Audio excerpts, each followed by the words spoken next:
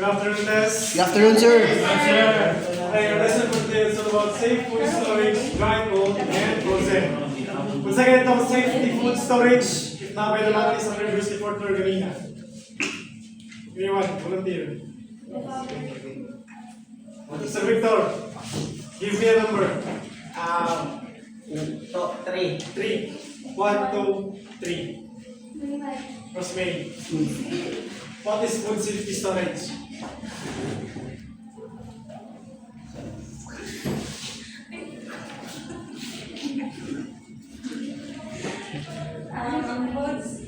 Safe food storage is dapat yung ato ang pagkaon is nasa proper storage, sir, para dili siya makakondition and also sa kuan katong foodborne disease. Okay, thank you.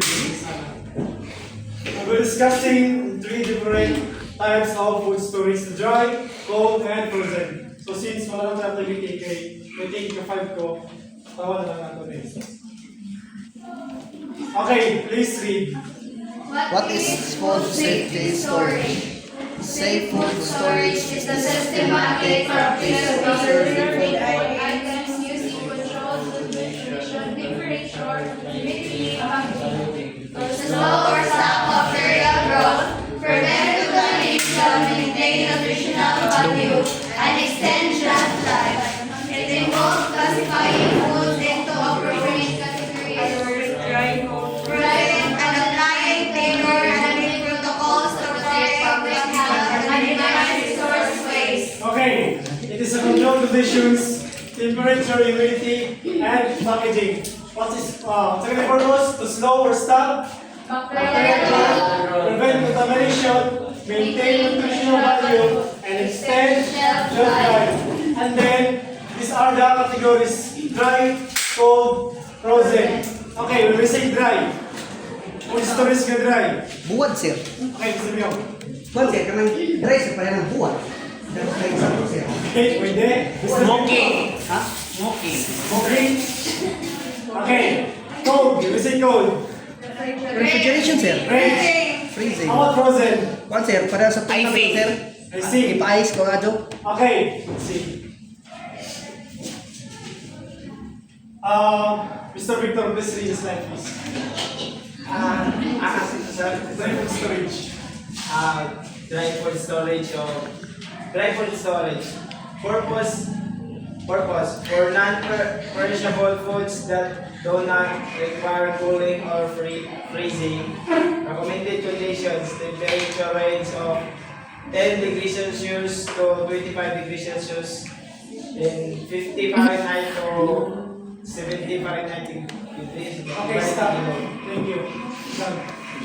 Okay, sa tuwing example mo, dry. Sir. Sir. Sa tuwing mo, dry. Nga ba, sir? Ito may example is buwad, sir. Oo, sir. Okay, tama ba dali? No. Okay. Tama wala? Wala, sir. Okay. Okay, this is recommended for non-perishable foods. What are those non-perishable foods? Fish. Harina. Non-perishable foods. Okay. Dali madaot. Dilat pa. Dilat pa, sir. Sige, Spices. Sa bus. Noodles ba? Kanton. Total hilaw. Okay. Junk foods, sir. Junk foods. Some foods. Processed foods. And these are the recommended conditions. What is Perishable, no? Celsius Processed? and Fahrenheit? In ideas. Processed tao. Okay, aside from spilling. Sir. Difference from Celsius and Fahrenheit. Kalihan silang luma. Although pareho sila gamit. Ang Celsius, sir, if I'm not mistaken, sir, sa init to and Fahrenheit is sa pagtubo sa hugnaw, sir.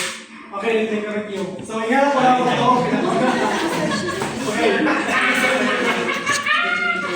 Okay. Kaya niya si Mr. Bill, okay. Kailangan na, iharap ko na ito. Kasama tayo sa Celsius, kabugnaon. Fahrenheit, ito. Ay, balik. Balik, ay. Listen. Recently na nagawan, kining gawa, same lang purpose. May mga Celsius, tayo mo siya kabugnaon, kiniton. Pero, Kaya Fahrenheit, tayo mo kabugnaon, kiniton. Celsius, which is pinagamit siya sa Western na countries like us, Philippines. Fahrenheit, mostly siya, US to side. European. Okay, gets? Yes, sir. Okay.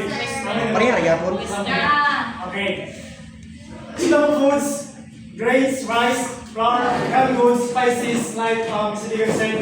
Maling mga pagkaon nga, dry storage, karayangan pagbutang kag canned goods direct. Dapat yung temperature na yes, that is canned goods. So, read, Tunggu, belahan dulu. Mr. Ikaw, differentiation na.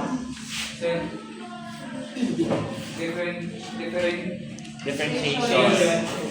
differentiation from non-perishable foods like grains, canned goods, spices, and dried legumes. So, non-perishable is Basta bata.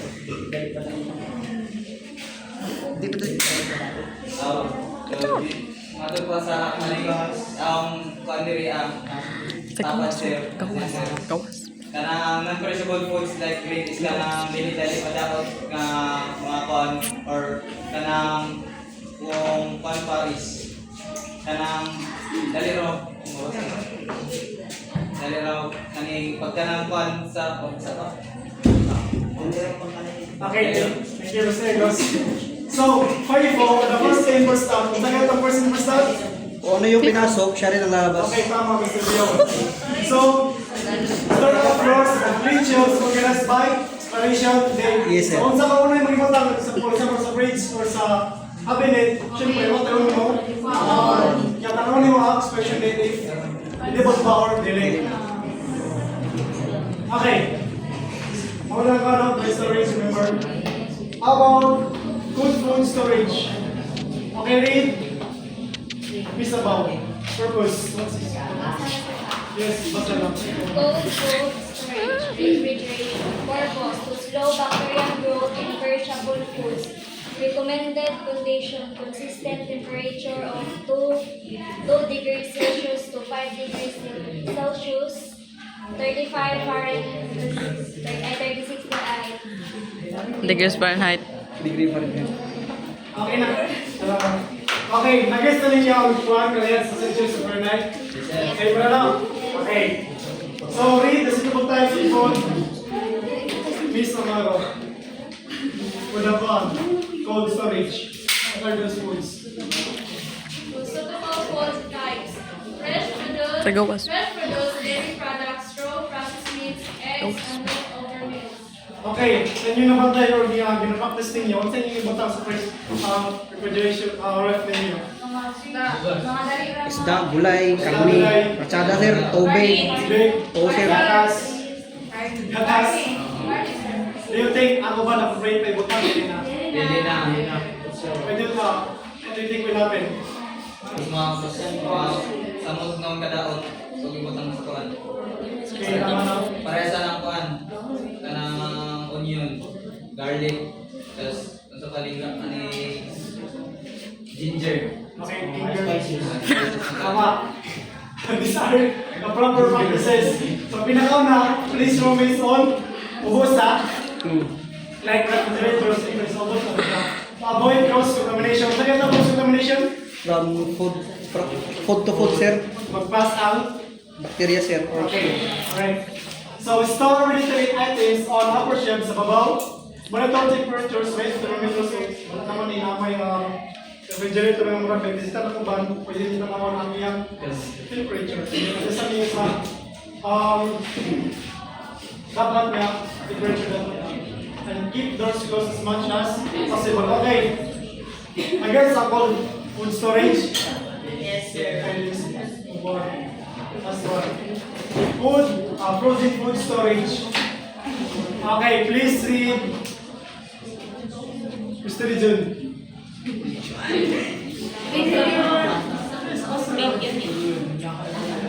Purpose. For long-term preservation by stopping bacterial activity, recommended condition temperature of negative 80 degrees Celsius or 0 degree Fahrenheit or below. Suitable food types: frozen meat, fish, vegetables, fruits, and prepared meals. Proper practices: packaged in moisture, vapor, proof materials, label with content and freezing date. Low safety in the refrigerator, cold water, microwave, never approach temperature and avoid rapidity, stove. Okay, this is a gibasa ni Mr. Jun. What is frozen food storage? Mr. Ed.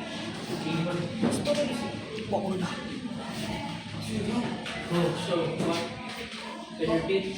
What is frozen food storage? Yes. Frozen food storage is storage for food. Thank you, you have an idea. What do you think will happen if, for example, mapunta kang meat sa refrigerator like sa freezer? If tulong siya makuha, sir, what do you think will happen to the Ma-freeze. ma-freeze another? Ano ba? Ranso, sir. Ranso, sir. Ranso, ano ba? Guys, ito pa yun. Ito pa. Okay, tama no. Pinaka yung magpapantayan niyo sa meat quality. And then, the purpose is for long-term preservation by stopping bacterial activity. So the recommended temperature is 18 degrees Celsius or 0 Fahrenheit or below. So these are the suitable types which are the frozen meats, fish, vegetables, and grilled meats. Okay, proper practices. Mr. Luna, read lang. Proper practices para sa frozen food storage. Package in moisture, vapor, soap, materials, and content. Though simply in the refrigerator, cold water, microwave, never approach temperature, and avoid freezing. Okay, we will see two foods. Sino sa bata na? Ideas.